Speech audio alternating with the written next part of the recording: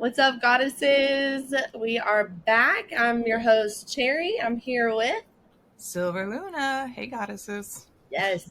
And today we have a guest who is the real freaking deal when it comes to guiding women back to their flow and their freedom, women, men, non binaries. Elli Richter, our very special guest, is near and dear to my heart. She has been in my life since college, so over a decade now.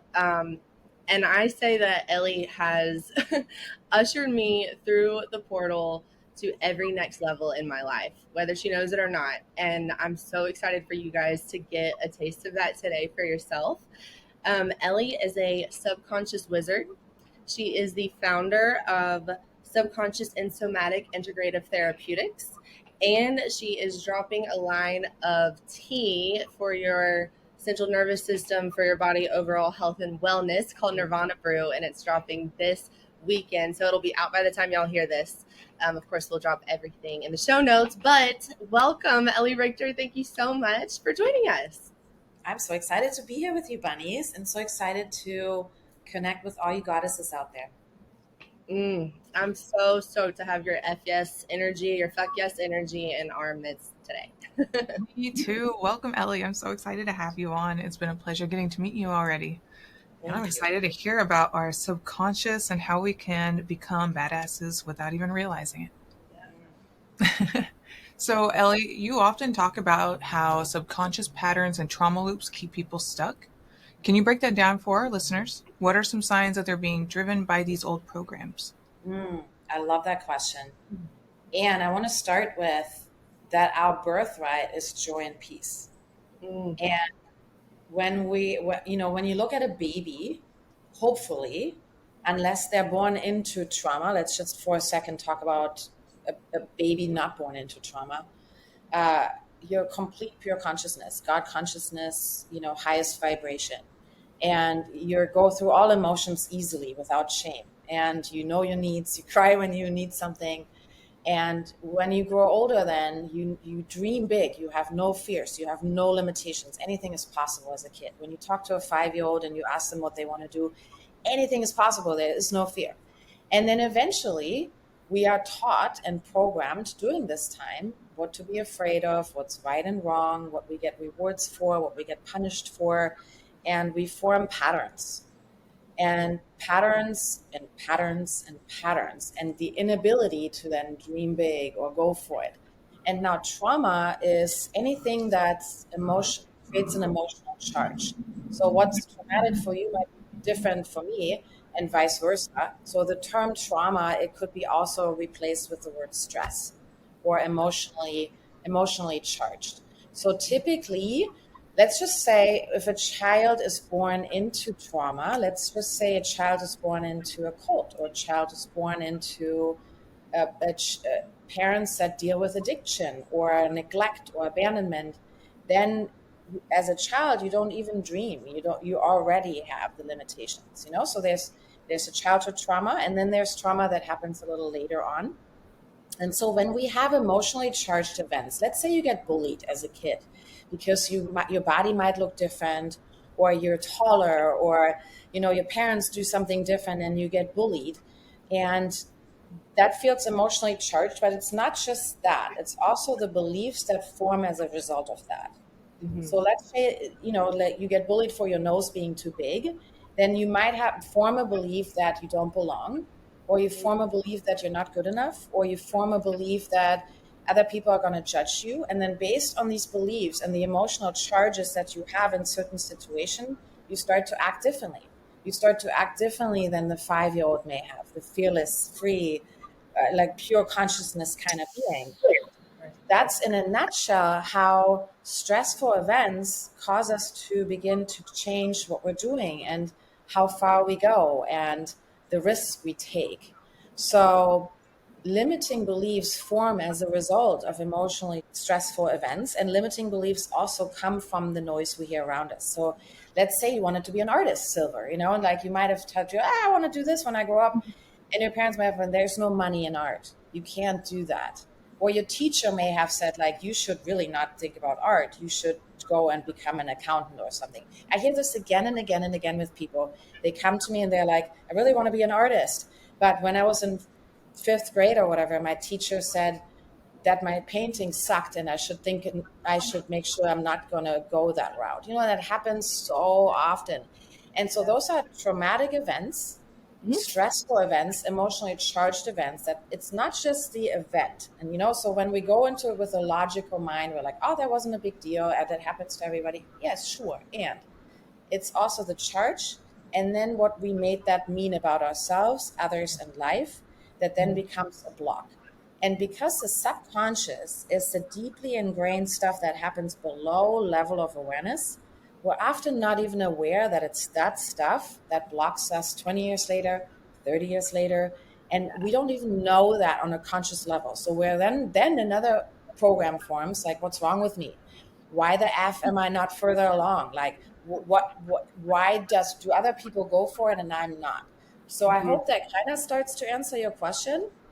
But that would be like how trauma can block us literally in every area. And for women, what I've noticed, if it's always health, wealth, and relationships.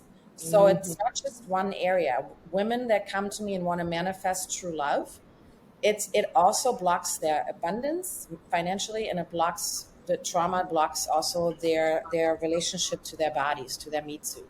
So it usually is a trifecta. We tend to really don't like our meat suit, have trouble manifesting money, and then have trouble manifesting a partner that feels like it's actually aligned. So trauma will really limit our ability to receive and our ability to go for things. Man, that's so good. We've talked about limiting beliefs a lot. We've never broken it down like that. So, listeners, you're welcome. Elli, thank you. That is so good, and the way that you describe it is something I think that we can all relate to in our own, and start to see, do I have a story like that? Like growing up? Okay, I do. What did that make me think about myself? And getting us started on maybe figuring that out before it's I hit my head against a wall really hard for the 100th time trying to learn this lesson. I need big help. How we can start taking accountability for helping ourselves out. But what are some signs other than someone just saying, well, I just can't find love? Are there other signs that we might be driven by these old programs? Well, yes. And I want to also backtrack. We're always driven by the subconscious and the programs that are in there. 95 to 99% of our reality is driven by the subconscious. And it's said that about 70% of our subconscious programs suck and are limiting and are based on scarcity and fear and lack and separation. Even if you had a wonderful childhood and you love your parents, and this is just, I'm going to say this for those of you listening that are like, well, I didn't have childhood trauma. The word trauma can be misleading, and I'm just going to replace it with stressful events. Yeah. Did you have stressful events? Did your parents get divorced? Did somebody die? Did a pet die? Did you get bullied in school? Did you didn't get picked in sports class? Did maybe you get teased or bullied or moved, or maybe there was a religious program that was really ingrained that made you feel ashamed about sexuality or stuff like that. So we all have stressful events. And if they happen in the first 14 years of our life, then they make a really big impact, because that's when our beliefs also form. And our beliefs, like you said, some of them are limiting. A limiting belief is basically a story we have that's deeply ingrained that keeps us from moving forward. And there's also conflicting beliefs. There's limiting beliefs, there's conflicting beliefs, where you believe one thing and you also believe the opposite. And then you're like, I want a partner, but I don't want to lose my freedom, two conflicting beliefs. So the symptoms can be anything, babe. Literally anything that people are bumping up against. In my opinion, it's always a subconscious program that's not supporting your conscious desire. So especially if you're actively wanting to co-create and you understand you're the co-creator of your reality, let me manifest things, then usually as soon as you say your desire, your subconscious is like, the fuck you want? You're going to be like, I want to manifest more money. Then your subconscious is, well, but you don't think you deserve it. So let me just actually ruin your reality. And when you then consciously say, I want more money, out of the sudden your dishwasher breaks and some sudden bill arises, or everything falls apart, because what's actually manifesting is your beliefs, not your conscious desires, you know? And so the examples can be physical. A lot of people have random physical stuff, relational, that they just have a very difficult time either getting or maintaining relationships, financially. So literally, if you want to know where your limitations are in your subconscious, take a look around in your life of what's not working, and then you know where your limitations are. And really what it comes down to, I think, is an inability to feel our feelings and to not react to uncomfortable feelings. And that goes down to the somatic piece of my work, you know, emotional intelligence. The first 0 to 14 years of our lives, we learn also our beliefs about emotions. So if as a kid, most kids are told, shut up, you know, toughen up, and all emotions are shameful, or, you know, children need to be heard, not seen, seen, not heard, or something, the weird sayings that we have. And again, that forms a program that we shouldn't have emotions, or we should feel this way, but not that way. And then what do we do when we avoid feelings? We go into patterns of controlling, judging, addictions, codependency, seeking validation, self-abandonment. And so that all goes down to avoiding feelings, including pleasure and joy. So I love talking about that kind of stuff. But ultimately, when we avoid feelings, we go into patterns, and that goes hand in hand with negative beliefs. And then we got ourselves these situations that we're in. So to answer your question, Cherry, literally anything that's not working in your life is a symptom of what's happening in your subconscious. And a lot of times it shows up physically as unmanageable emotions or as weird diseases. Every disease gets traced back to stress. Doctors agree. What is stress? Unresolved trauma in the subconscious and negative beliefs. That's it. Yes. You know? So, and really, really name it like that. That's what's going on. That's intense. I mean, like, am I talking too fast? I just get so excited. No, it's so good. There's like so many things rushing. Yes. Something that's coming up for me is what is not felt will be dealt with. So like, if you don't like feel it and feel it all the way out, because if you let it sit, it can rot. It can like ferment into a poison and like affect all these other things. My dog passed away about a month ago. We had to put her down. It was very sad, and I gave myself permission to go fully in, and like, we're scream crying on the ground. I'm writing a very sad poem. I'm recording myself saying this poem, and I'm putting it out to the world because I am fucking sad.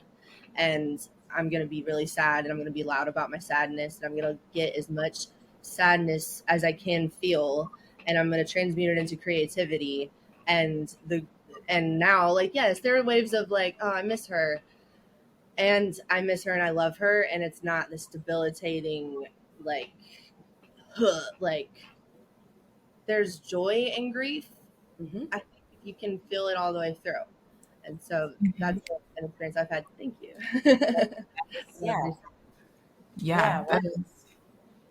And it's really interesting to me that, I mean, everything starts with the limiting beliefs, and everything begins with the childhood, and all the way up until you're 14. It makes complete sense, but also it's fascinating to hear the front end of what we've been talking about for so long, talking about our limiting beliefs. And I also just was thinking earlier this morning that, you know, whenever there's so many obstacles before you, then it's the universe telling you no. But maybe if I question that a little bit, it's not so much the universe telling me no as much as maybe the work that I haven't done on myself yet, that hasn't prepared me for what the next step is on that goal, that the universe is saying, no, you need to hold on. Yeah. I love that comment. And I personally am a very spiritual person. And two things. One, programming starts in utero.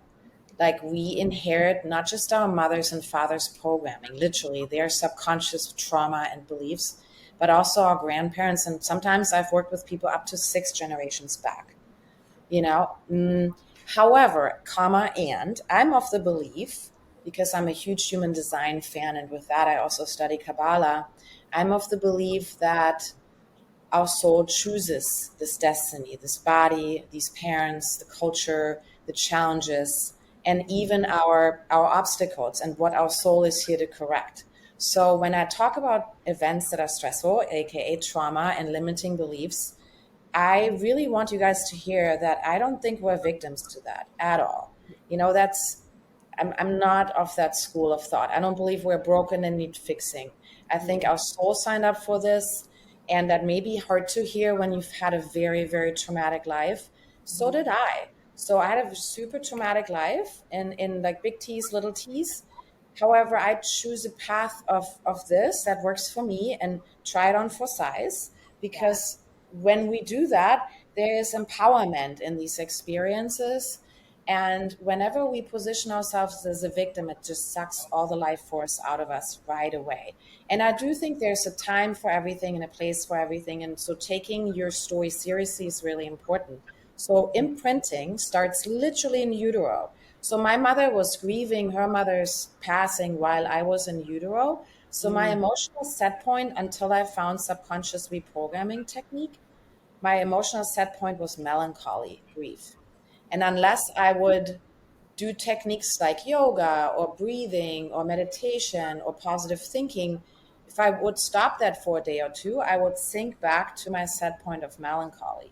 And I kind of white knuckled for decades to feel better. And when I didn't do self care, I was just back at the negative set point. Now I reprogrammed that, not by talking about it. You can't talk your way out of trauma. I reprogrammed that on a deep level, on a visceral level. So now my set point is back to where I was as a little girl.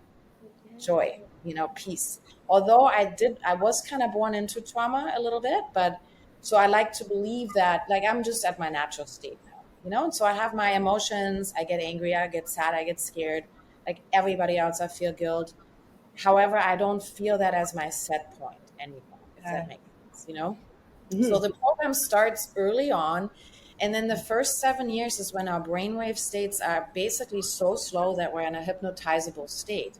So during that time, everything we hear, feel, see, touch, experience, like sometimes I see mothers with their babies and they're on the phone and the kid is in the car and they're saying all kinds of things. I'm like, yeah, that kid's listening, like your kid's listening to what you're saying there and they're programming. And are you sure you want to say that around your kid?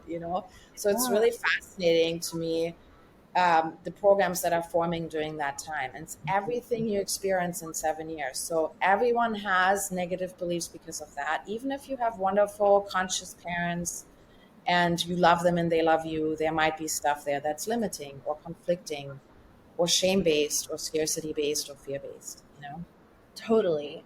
And I want to like double click on something that you said, that it doesn't have to look like some big T trauma. Like, it is so personal to each of us. And like, I don't know, it was the way that someone looked at you when walking down the street, like level one, and that stuck. And that counts. Like, that is it. So I want to give like that permission slip to our listeners that like maybe felt like everything's great, but I'm dealing with limiting beliefs. Like, where could those come from? It's like, go ahead and look. And it's okay. No shame. It can be anything. Yeah, this is like one of the patterns that I mentioned earlier, when we don't have never learned how to feel our feelings fully without shame or judgment. One of the patterns is comparison. It's a big pattern people talk about. Comparison isn't the problem. The problem is not feeling your feelings fully. And so if you don't feel your feelings fully and you don't understand your feelings, you might go into a pattern of comparison. So we even compare our trauma stories. And in my experience, I've been a coach for, I don't know, 25 years. I've worked with thousands of people. The last 7 years particular, I've focused on subconscious change. And I meet a lot of people that had a beautiful childhood, no big T trauma technically, and they have more blocks and more challenges than people that had the big T because they carry so much shame about it. They tell themselves, I have everything. Like, I meet so many people who are so successful on paper. I have everything. I have the partner, the house, the money, but I feel dead inside. Why is that? Unresolved trauma and negative beliefs. And that usually goes back to safety, worthiness, and lovability and connection, like feeling like you belong. It's like usually always the same topics for everybody, no matter where you're coming from. I also work with people all over the world: Kuwait, India, England, Germany, America. It's like the same, no matter, and then culturally some difference, but ultimately it always comes down to the same topics and the not enough virus. I'm not good enough. I'm not doing enough. I don't have enough. It's just like always like, that's the program. And then I don't belong. Everybody else is better than me, or I'm better than everybody else. And I'm just separate from, and ultimately the journey that we're all on is home, that we're all one, all interconnected, capable, magical, fully whole, lack nothing. And that's the journey. And that creating that belief system, not just spiritually, but putting that into every cell of your body so you feel it, so you act like it. That's really what we're doing.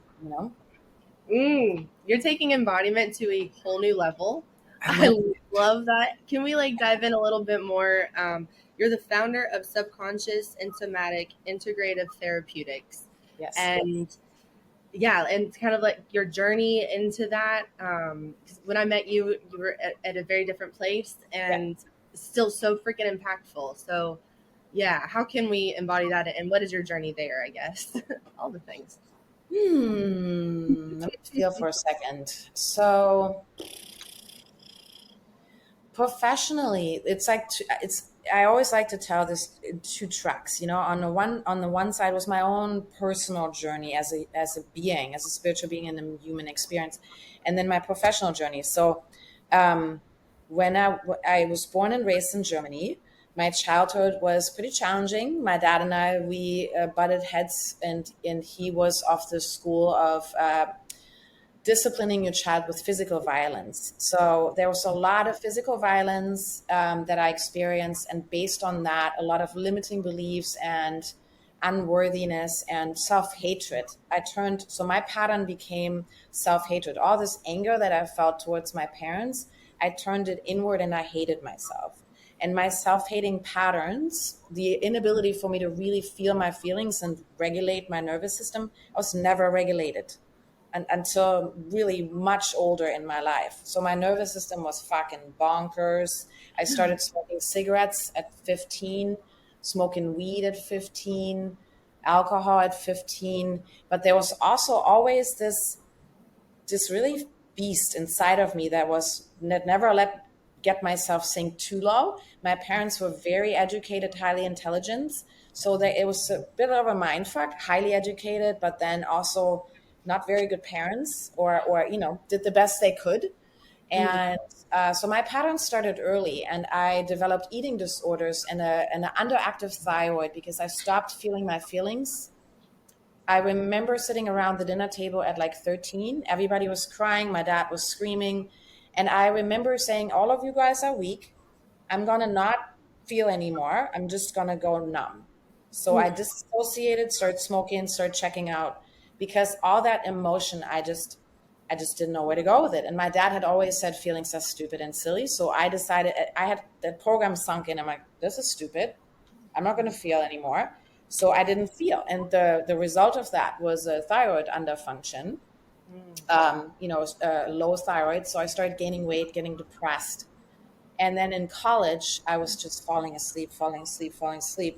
And eventually I got diagnosed with underactive thyroid, started taking medication, started to get really interested in holistic health. And in college, actually, backtrack, my first job was at an all-women's gym at 19, because I didn't know what I wanted to do. I wanted to study music, and my parents wanted me to become a doctor. And so, there was that. And so I ended up becoming a physical therapist.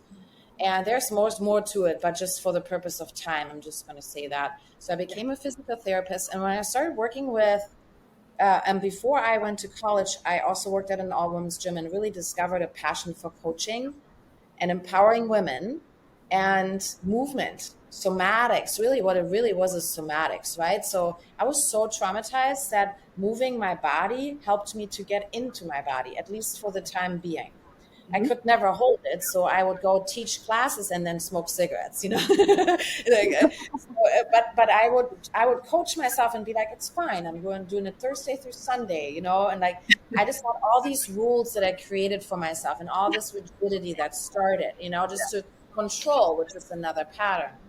Unmanageable feelings, nervous system wrecked, found a passion for movement, became a physical therapist, really realized I have healing abilities, and or that's what I'm meant to do. So I knew my life purpose pretty much at 19, that I'm meant to help people. And I just was really curious about how. And as a physical therapist, in Germany, you see 3 people in an hour. So I just felt like really ineffective once I got into that profession. And then I met my ex-husband, who you know, Cherry, right? So, and he was American, and I followed him to the States. We got married. I was 23 when I got married, which on another podcast, maybe I'll tell you guys, I don't recommend getting married before your frontal lobe is formed. Good call. At the time when I came to America, I watched a lot of TV, and there was Dr. Phil, right? And Dr. Phil would recommend that you get married after 27, after 28. I would say now, even later on, because our frontal lobe forms at 26, 27, and our Saturn return is at 28. And your preferences and what you want to do really changes. And of course, a lot of people will be happily married and zero judgment, and there's something there. Anyways, I got married super young. And when I immigrated to America, my medical degree wasn't transferred. So I was just kind of like, shit, what do I do now? And also, yay, I get another chance. So I started working as a holistic coach in gyms, health and fitness and nutrition. Because as a physical therapist, and I had already done women's coaching, I love that. It was an easy transition. And so I created all these programs, and I empowered women with self-love, and I taught people how to love themselves, Meanwhile, I didn't love myself. Like because my programs were self-hate, and even though I pep talked myself, I looked in the mirror, and it was just like I was subconsciously running on self-hate, consciously wanting to love myself. So what happened is, the more I evolved consciously, and I did a lot of conscious work. I got sober, and I just worked with a conscious mentor, and did life coaching. I became a life coach, right? And I did all that on a conscious level.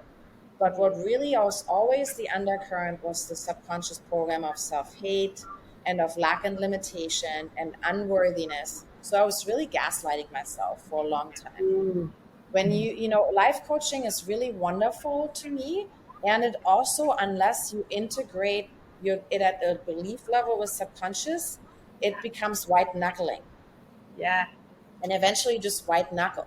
And then you might start with practices, and yay, for a year or two, you're riding this high on this honeymoon phase of like, I'm manifesting, everything is better and more positive and my habits are better. And then to me, something happened, and it was my divorce. It turns out that our marriage wasn't actually what it was. And a lot of stuff was revealed, and my entire world as I knew it, done. Like from one day to the next. And then I was like, all this shit came out. And for me, I needed something deeper. And I realized I've been evolving my conscious mind, learning so much. I knew it all, could have written all the self-help books. I was doing great teachings, blah, blah, blah. People had great growths, right? But my undercurrent was still self-hatred, so much trauma, so much unresolved stuff, and it all came crashing down. Today, we call this unintegrated or lack of embodiment, And when I look back at it, I had to really forgive myself also for the lack of embodiment I was in, and maybe causing harm unintentionally with just teaching stuff from a conscious level. And I wasn't embodied, And it's not a judgment on myself. It's more like a fact. I wasn't embodied. I was operating on a mountain of trauma. I was white knuckling self-love and manifesting. It was really hard. I had to do self-care every day. Otherwise, I would slip into patterns. And when I slipped into patterns, I was shame holding. I was binge eating.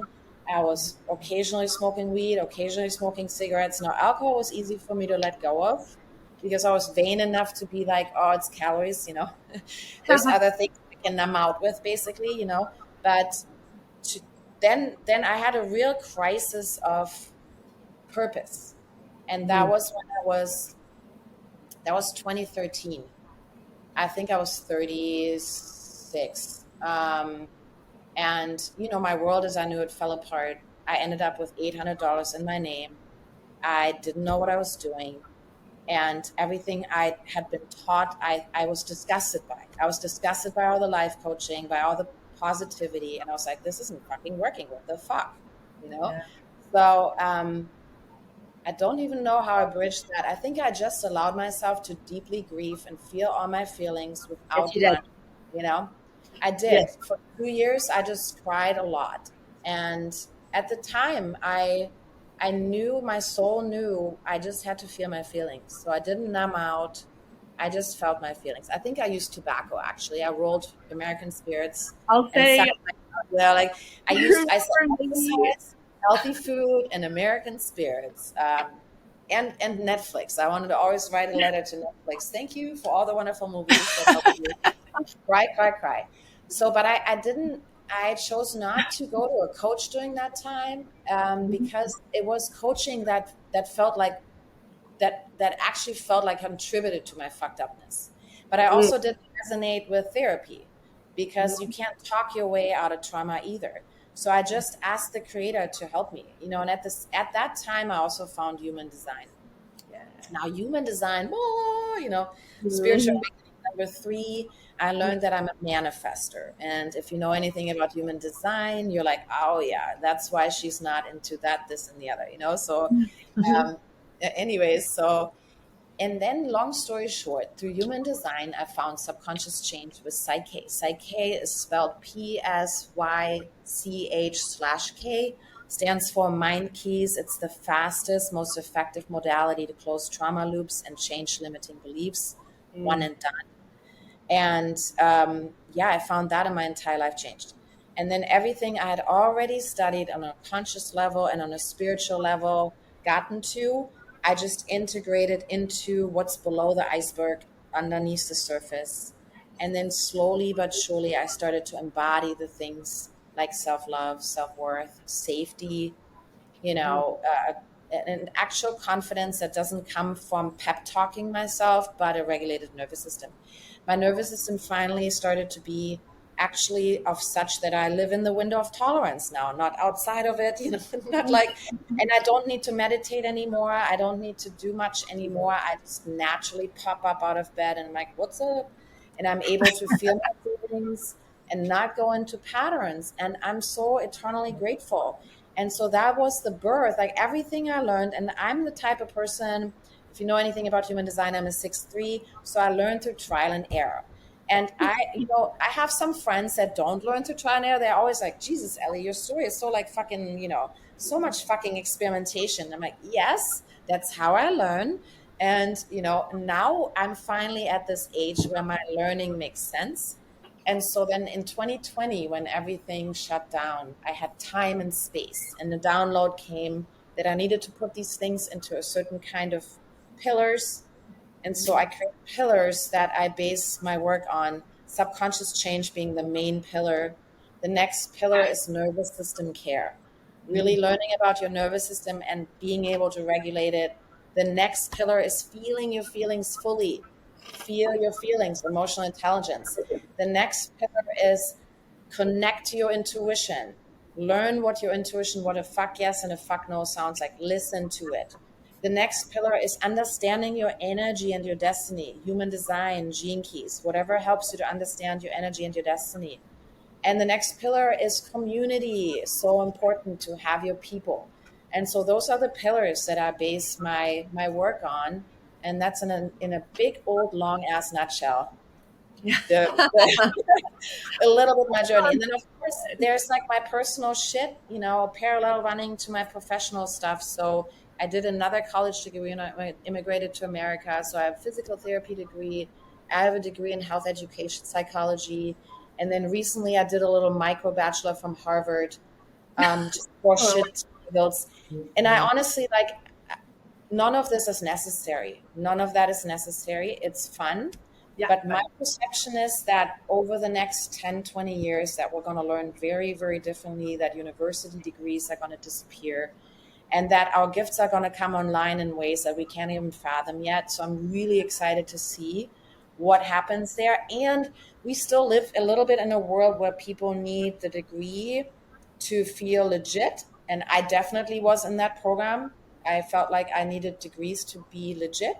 And ultimately, what I've created and what I base my work on is very little college education, very much life and certifications. So, if you're out there listening, I do think really good training is important and really good mentorship. And I think that we all have gifts, and when yeah. we use what's natural to us, that's exactly the path. And this is natural to me. I can do this all day long, never get tired of, and that's my jam.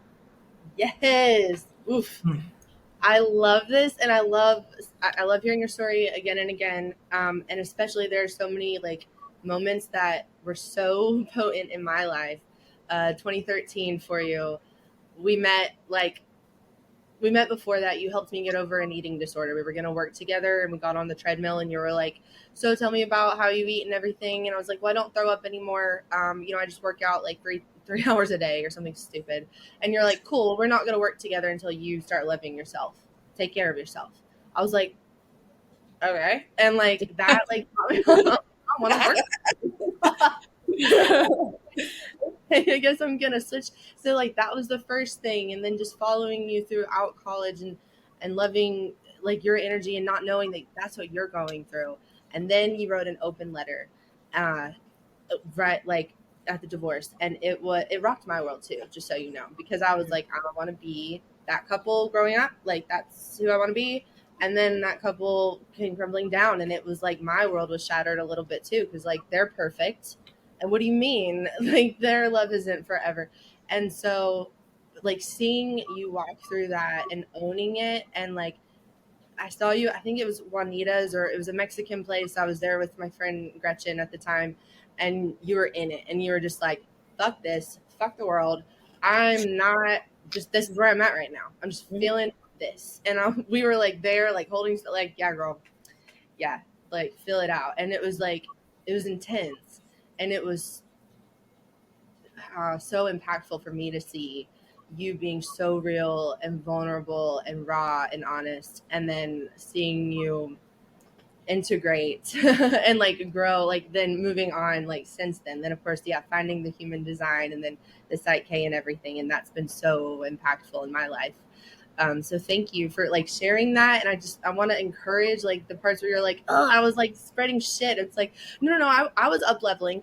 I was getting the good that you were yeah, that you were sharing. Like it wasn't all shit. But I hear what you're saying. When we're not embodying it, like inner doesn't feel right. It feels a little hollow. Yeah, it's like, in hindsight, and it's just part of the journey. It's called Yeah. wounded healer. It's called wounded healer. When you teach something that you don't fully embody, and it's actually what you need to learn, it's called the wounded healer. So I was teaching self-love because I needed that the most. And every time I taught it, however, I would feel so much better, right? So it's like, it's this really interesting thing that I don't judge myself for it anymore. It was really important to teach that, because every single woman that came to my classes or that I encountered, the negative self-talk is just out of control. And so the passion that I felt led me to all these practices to be like, no negative self-talk bunnies, and then but I was unaware of my own because it happens below level of awareness. That's just the fun part about the subconscious, sneaky as fuck, right? So you can hear it in other people when it comes out of their mouth, but it's so hard to hear because you're so used to the story that happens between your two ears. You look in the mirror and there's a story. you Oh, know immediately you look at pictures of yourself, story immediately. And so we don't even notice the amount of negativity because we're just used to it. We have nothing to compare it to. But it's easy to see in other people, and it's easy to tell other people do this. That's all about coaching. In coaching, it's so easy to listen to someone and be like, well, I need to do this and this and this. But I like to now, I work on being the frequency that just hanging out with me, you feel like you don't want to negatively affect yourself anymore, you know? Yes. That's what I'm working on, because I know I don't need to save the world anymore. I used to be in such savior energy. So And I have that to was say, like a You're heaven awesome, Ellie. We know. No, I totally feel that, and it's like, no, you have it. Like, I'll be here while you figure it out. I'll hold you. I'll hold Yeah, space. yeah, Yeah. yes, yes. and I gotta say, Yeah. it's pretty cool from the outside to watch like the full circle moment of all of this. You know, I've heard Cherry's side of the story, and now I get to hear your side, Ellie, and then to also see you two come together and kind of rekindle on this moment and these very traumatic experiences that happen. And it's awesome to see like kind of a testimony to just like watch how you treat other people and how you talk to other people and the things that you believe and that you preach to other people and you tell other people. You are a living testimony to everything that you told Cherry along the way. I know I'm breaking down right now.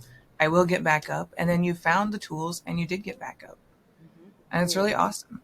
Out of curiosity, I'm curious how, like, what do the tools of self-love embodiment look like to you? Mm. I love that question. To me, because I'm so passionate about the subconscious piece, and because at the moment my observation of where we're at in humanity is that we are very evolved on a conscious level already. Like a lot of people are doing the conscious work these days, you know, awakening and spiritually awakening. And there's three minds. We have this super conscious, the spiritual, we have the conscious, and then between that is that big subconscious. So if you ask me what are the tools, I think it starts at the seed level of belief. So when a person comes to me personally, I'd like to start at the seed level of belief and help you believe that you're worthy of love, believe that you can love yourself, believe that you are loving yourself. So these are basically beliefs that we're installing with Psyche. And then you start acting on it. So if you have it already in your body, it's much easier to act on it. So then what does self-love look like in action? What the fuck is self-love in action? Well, for example, making yourself a healthy meal, saying no to something when you don't feel like it, you know, talking to yourself like someone you love, you know, like, you know, we would never say to the shit we say to ourselves here, you know, to someone else. So actually changing the dialogue, meeting yourself like a loving mom or loving dad when you have difficult emotions. To me, it again comes to difficult emotions, right? Self-love also means not shaming yourself, not blaming yourself, not like immediately forgiving yourself, basically treating yourself like you are the creator. And then self-love in action, it's not a look, it's not how you dress, it's not your skincare routine, you know, even though those are wonderful extensions of self-love. But to me, can you love yourself when you fucked up? Can you love yourself when you went back into a pattern? Can you love yourself when you react in a way that you're not proud of? Can you love yourself when somebody is gnarly and comes at you with criticism? You know, so to me, that's like how that I take it to extremes, you know, like I like to explore all those corners. So yeah, it starts always for me at a seed level of belief, because you can like, you know, it's easy to love yourself when you regularly go to the gym and you like crossed your to-do list and you're like, I love myself, yay, you know. But what if you get your period and you feel like shit and you're feeling bloated and you haven't been to the gym, and then you're like, haven't posted on whatever, and all these things that you have in your head that make you a good person, that you've been programmed to believe make you good, worthy, lovable. What if you haven't done those things?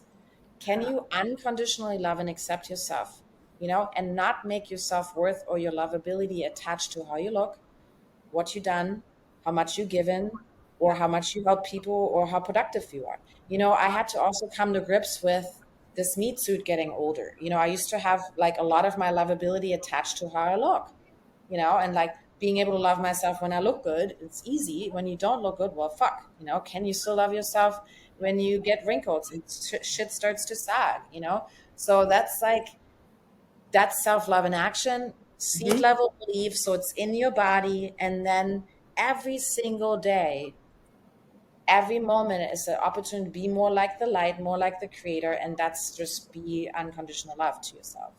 Yes. I love this answer because it ties back to the very first answer that you gave us, which was about manifesting the next steps. And if you don't believe in yourself, those next steps are never going to naturally line up. Yeah. Like back through the universe isn't necessarily telling you no, it's yourself and your past limiting beliefs that you don't know that you need to heal, your trauma that you Yes. need to heal. Yeah. Yeah. Yes. Yes.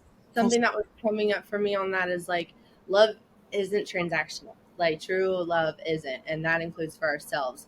So like what happens when you're no longer proving to yourself by going to the gym, by all the self-care, by all the everything. I proved I love myself. Look at me. It's like once you don't have any more proof points, let's say we remove all of those. Do you love yourself? Like the transaction, is the love there? And if not, let's figure out how to unlock that, spark that again for you. Well, there's self-love that feels like white knuckled. You can tell when someone's energy is white knuckled. I love myself because X or white knuckled. Or when you just like open palm, right? Soft. And not soft in a performative way, but truly just relaxed in your being. I joke with my clients. So I have a lot of male clients these days who I'm super grateful for. Just when your butthole is relaxed, that's the place we hold the most fear and shame and scarcity. And just notice it, like how tight you get in your butt and in your perineum when you're in fear and shame and lack. Like next time you're in that energy, just like check your asshole. Like, that's amazing. well, my guy clients would text me, they'd be like, "Are we on for 7? I'm getting my asshole relaxed." And I mean, not in a sexual way, just like in a really funny way. Just like, yeah, because when we shed our programs, when we shed our trauma, everything starts to relax because our natural state is relaxed, joy, peace. That's our natural state. So self-love, when it feels open, palmed, soft, when your butthole is relaxed, you're in love, Yes. So, I think that is like I can just stand there and like you just take me or leave me. It doesn't matter because like I'm in love with myself. yes. I have all the love that I've ever I have all my love here. That took a lot of healing, I think. Yeah. Working through it and working with you also in doing Site K. Or whatever you do. The path is, I do want to name truth is one path of many. I happen to be super passionate about this path. And it may sound like I think it's the only path. That's not what I think. I have seen it that some people can just upload a new belief. They're just boop. I am someone that had a lot of conflicting, and because I did so much conscious work without ever integrating my subconscious, I have this opinion that when you do a lot of conscious work without integrating it subconsciously, even somatically won't integrate it into your subconscious a lot of times, that there's another problem that arises, the dissonance, and that creates more complication than were there before. Sometimes when I work with people that never experienced any coaching or therapy, they have the most amazing results because they haven't already done the I know it all and I've done, they're just kind of a little more open and curious. And open and curious is the opposite of judgmental. And so open and curious is a really important place to be. So, so for me, I needed something to really get in there. And not everybody is like me, but if you tend to have a lot of if you resonate with this, and maybe it resonates with you too, but there's other modalities and other ways. There's truth is one path of many, many, many. Would you say for like the subconscious integration work, does that needs to be with a coach, like with someone else, like working with you, like you are a facilitator of subconscious work. My life coach Celia, like we do a lot in the energetic space, and she's doing a lot of like shamanic training, and so I get to reap the benefits of that with her, and like in our work together, and I feel it, and I feel like the lifting, and then just I see life differently and think differently, and just am different. And so, would you say does it need to be facilitated by someone? Can someone do subconscious because we can't? How do we access it? Like, what do you think? I love that question. You can do things. I do. Okay. I think both.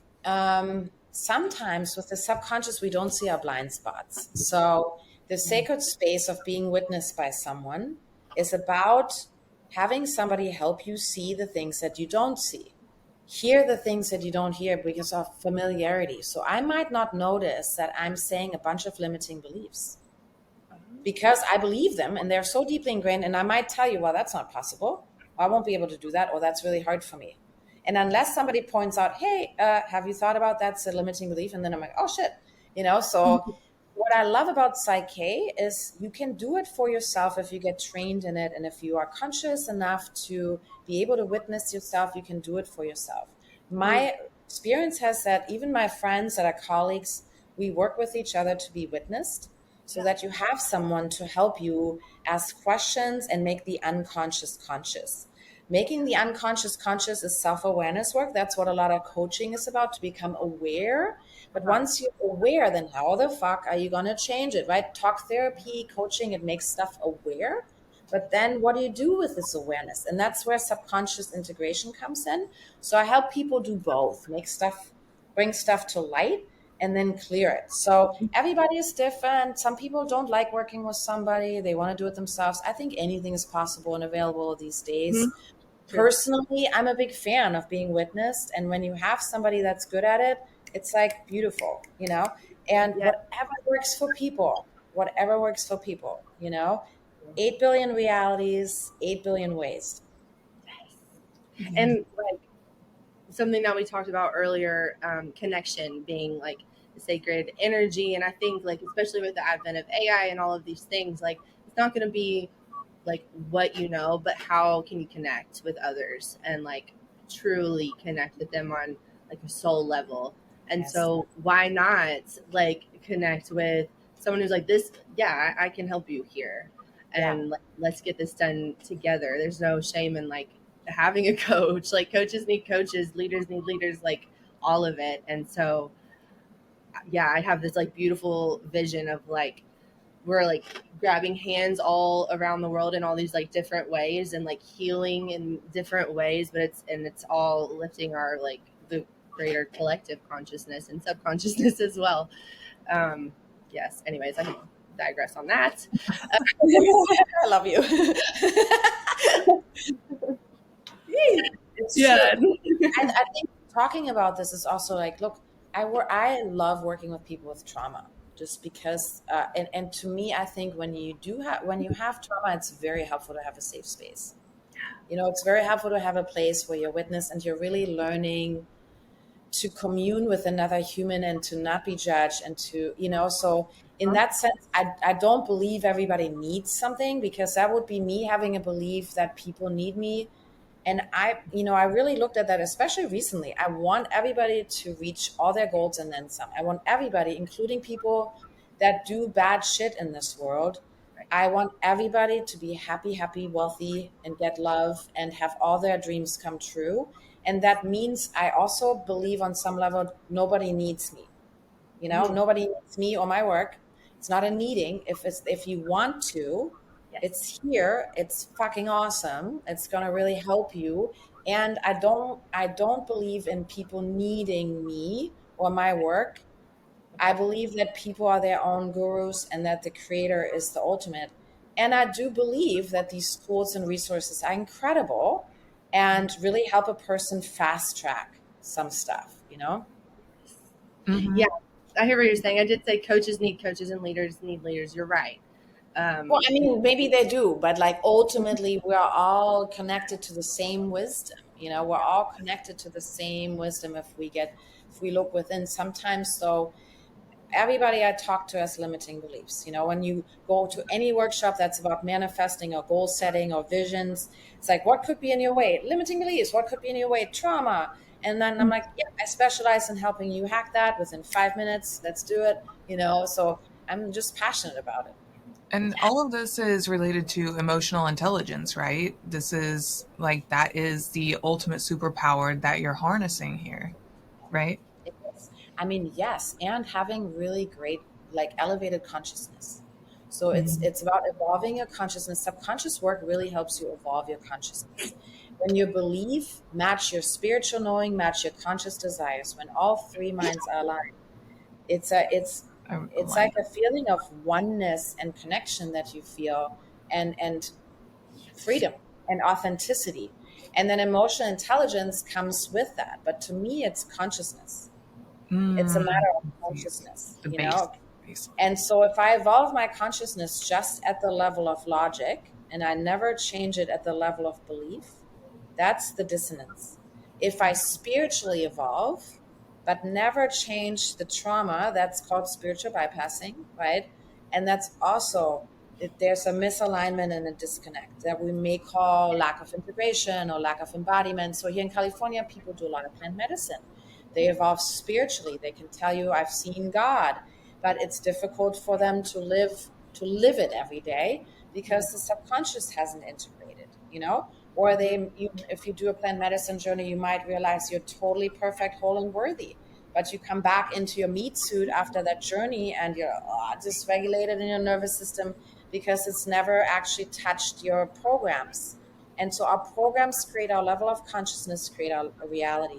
So to me, it's really what I help people with is elevate consciousness. Oof. So good. I have so many questions. Yeah. But we are coming up on time, so obviously we're gonna have to do another an episode 2. Yes, I would love to do another one. What I would love to do is what people want to know more about. You know, I love answering questions. So if anybody has a question, so here for it. I would like for everyone to know, especially for you that is just in this transition where you are realizing you don't have to do things the way you've been taught. You know, when you guys shared with me, your target audience is 25 to 34. So around that age, we kind of realize we don't have to do what we think we should be doing.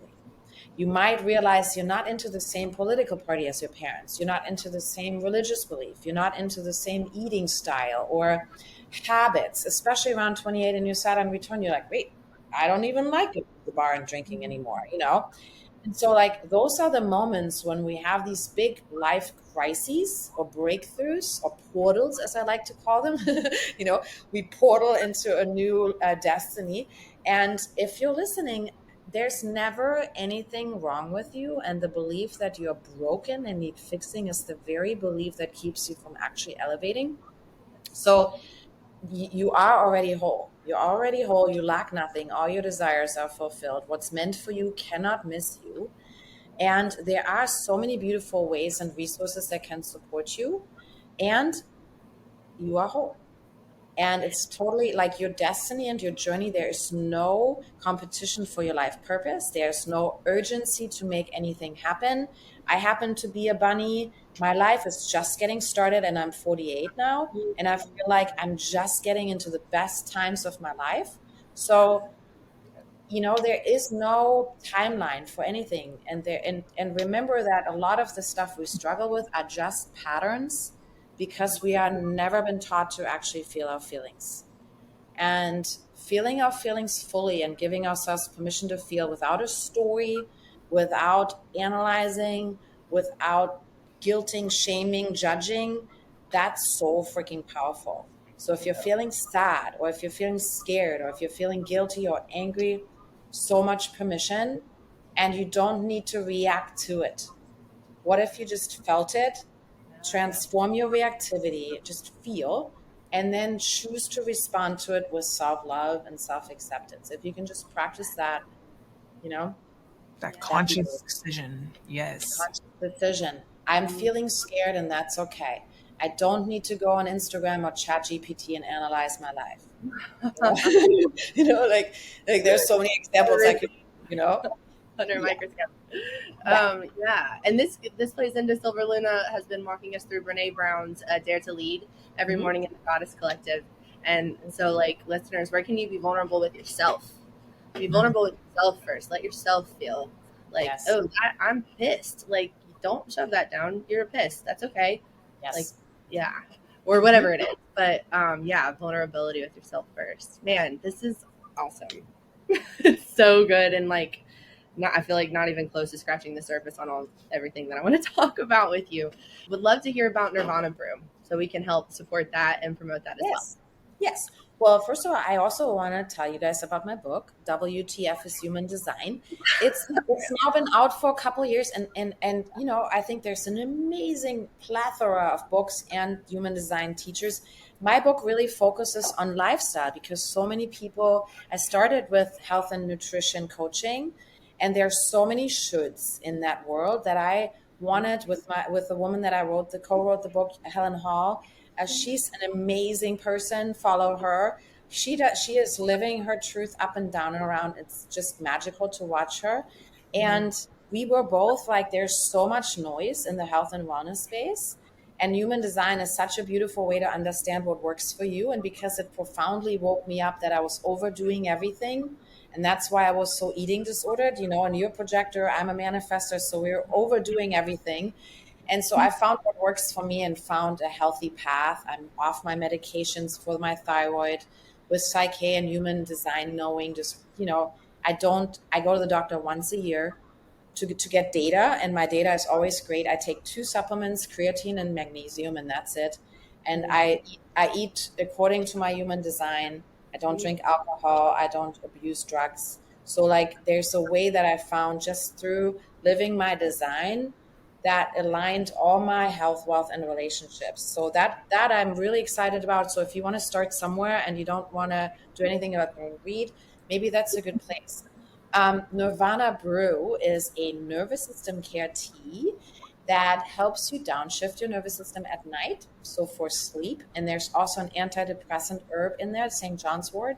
So it supports people that want to do behavioral changes, like get sober, or that are going through grief, or are going through a really hard transition, or just in general have a lot on their plate and are not yet ready to like be super proactive about it. Everybody can drink a tea at night, like, but not everybody is ready to actually make a lot of changes, because when you're really overloaded in your nervous system, making any changes feels terrible, right? It's like if somebody's like, hey, go to the gym, hey, do this, and you're like, oh, I can barely fucking function, So I wanted to do something that helps people. And what's so beautiful about this tea, it's my dad's recipe. And my dad was a pharmacist. He died 9 years ago. And as I mentioned in the beginning, we had a really rocky start, but my dad's and I relationship is the proudest accomplishment in my life. We made it back together while he was still in his meat suit. I coached him to die. We had beautiful years together. And I'm really proud of that. And so now I finally got around to making this tea. And as a pharmacist and manifesting generator, he was just brilliant. And he offered people herbs and oils and holistic offerings next to chemistry and said to them, here, you can choose. You want this route or that route? And he was like way ahead of his time. This was like 30, 40 years ago. And so he had this recipe and he gave it to all the people in the villages in Germany, and they lowered their blood pressure, got rid of diabetes meds, slept better, were nicer to their spouses, And so now I'm really excited to give this to people or bring this to people and see what happens. Nirvana Brew. Yep. Oh, I love it. We'll include all of that in the show notes. And I want to thank you so much for making that specifically. I'm at a place in my life coaching curriculum where we're experimenting with different ways of eating and like biophotons found in raw food and all these things. And I was getting caught up in this, like, ugh, if I know better, I'm supposed to do better, but I don't want to just like only eat carrots right now. And to have these little things that are like the gentle movements in.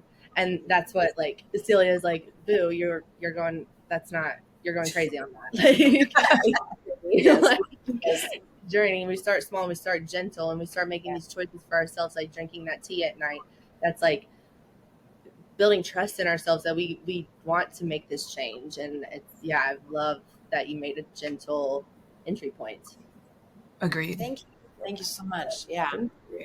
It's been really awesome to do that. And my belief is also that, a lot of people eat perfectly, but still have so much judgment and fear around it. It's not so much about what we eat, but our consciousness around it, our consciousness around it. So, and everybody has a different preference. Everybody's very different. So I no longer teach nutrition because of that, because everybody's so different. But I invite people to look at their human design and digestive type to understand what what naturally works for their energy, and then they can play around and experiment and find their own way, you know. And the tea, I think, is great for everybody unless you have a contraindication with St. John's wort. So research that, talk to your doctor about it, because it is an antidepressant herb. Oh, nice. Good Yes, information. exactly, right? Yeah. All Yeah. right. Awesome. Yeah, well, we will link all of the information both to your tea as well as to your book and any other links that you have for us, your somatic therapy, all of it. We'll link it in the show notes for our listeners. And thank you so much, Ellie, for your time. I can't wait to talk again. You can find us on Instagram at Going Goddess Podcast and join our community of Radiant Rebels in the Goddess Collective on Facebook, a sacred space where we take these conversations even deeper. And remember, you're not alone on this journey. You're leading it. Goddess vibes only. And as always, stay radiant, stay empowered, and keep going goddess.